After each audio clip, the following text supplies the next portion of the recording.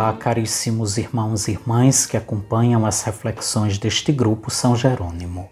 Nesta sexta-feira da 33ª semana do Tempo Comum, refletiremos sobre o texto do Evangelho, que é Lucas, capítulo 19, versículos de 48 a 50. É um texto curto, composto de apenas 4 versículos, mas muito rico e significativo. Esse episódio é tradicionalmente chamado de Purificação do Templo. É narrado pelos 4 evangelistas, sendo que cada um tem o seu jeito próprio de narrar. O evangelista João, por exemplo, colocou esse episódio no início da vida pública de Jesus, logo no capítulo 2, após o episódio das bodas de Caná. Como no seu evangelho Jesus vai várias vezes a Jerusalém, ele escolheu a ocasião mais apropriada de acordo com suas intenções teológicas. Nos sinóticos Mateus, Marcos e Lucas, esse episódio está localizado na parte final, nos relatos do ministério de Jesus em Jerusalém, uma vez que, de acordo com esses evangelistas, Jesus foi uma única vez a Jerusalém durante a sua vida pública, logo não poderiam colocar este episódio em outro lugar. Marcos o situa no dia seguinte à entrada triunfante de Jesus em Jerusalém, enquanto Mateus e Lucas o situam no mesmo dia, logo após a entrada triunfante na grande cidade, como o primeiro gesto realizado por Jesus, o que confere ao episódio um significado ainda mais forte. Em relação ao conteúdo, ou seja, ao jeito de contar a história, Lucas é o que mais se diferencia dos 4.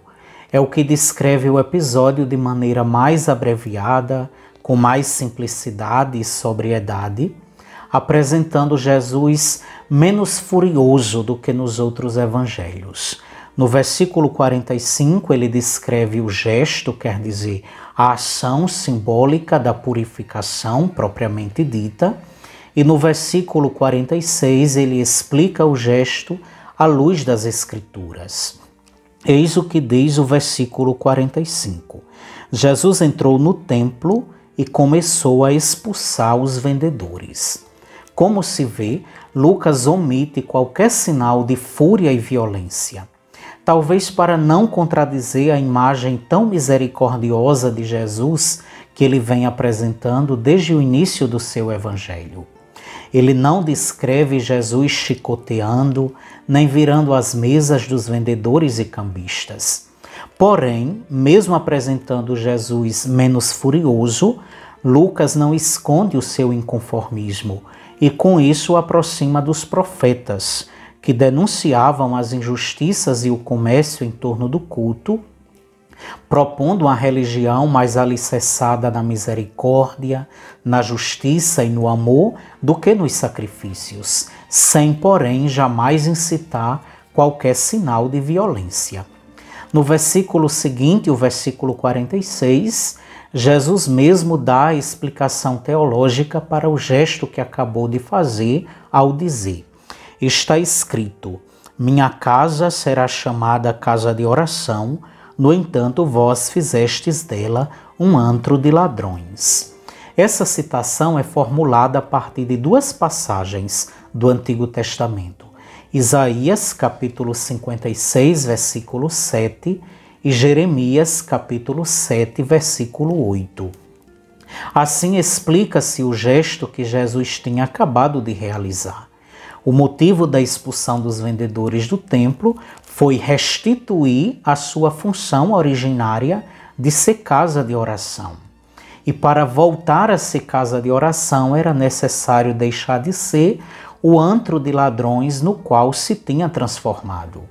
Com isso, o templo se torna apto também para o ensinamento de Jesus, como indica o versículo seguinte, o versículo 47, o qual diz: Jesus ensinava todos os dias no templo. Os sumos sacerdotes, os mestres da lei e os notáveis do povo procuravam um modo de matá-lo. Então, durante o seu ministério em Jerusalém, Jesus faz do templo a casa do seu ensinamento. E de todos os evangelistas, Lucas é o que tem uma visão mais positiva sobre o templo. Ele deixa isso claro desde o início. Inclusive, o seu evangelho começa no templo, com o episódio do anúncio do anjo a Zacarias, logo após o prólogo. Nos relatos da infância, ele mostra Jesus sendo levado pelos seus pais 2 vezes até Jerusalém. A primeira vez, ainda recém-nascido, para apresentá-lo ao Senhor, e uma segunda vez, quando Jesus já tinha 12 anos e perdeu-se dos pais e foi encontrado no meio dos mestres discutindo teologia. Portanto, Lucas quer mostrar o templo como um lugar, o ambiente propício para o ensinamento de Jesus. E em Atos dos Apóstolos, o outro livro de sua autoria, ele mostra também os discípulos frequentando o templo com assiduidade. Porém, a familiaridade de Jesus com o templo não impede de ter uma visão crítica sobre essa instituição e seus dirigentes, principalmente, que eram os principais beneficiários do sistema comercial que ali estava instalado. E incomodados com o gesto profético e o seu ensinamento, essas classes dirigentes traçam um plano para matá-lo. Na verdade, a pessoa de Jesus, com seus gestos e ensinamentos, é uma ameaça para qualquer sistema religioso, que não apenas transforma casas de oração em antros de ladrões, mas que transformam Deus em mercadoria. Jesus não tolera a mercantilização da fé, e isso, claro, traz consequências. O que impedia a sua execução precoce, na verdade, era a simpatia do povo pelo seu ensinamento. Diz o texto no versículo 48 que aquelas lideranças que queriam matá-lo, mas não sabiam como fazer exatamente porque o povo estava fascinado pelo ensinamento de Jesus. E Jesus atraía o povo que acolhia sua mensagem exatamente porque esse povo estava cansado de ser explorado e abusado em nome de Deus, por quem se aproveitava da boa vontade e da fé.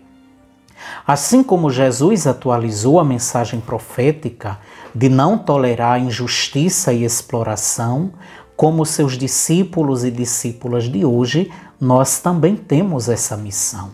E não basta discordar, é necessário denunciar profeticamente sempre que Jesus e seu evangelho estiverem associados a qualquer sistema de exploração e de injustiça.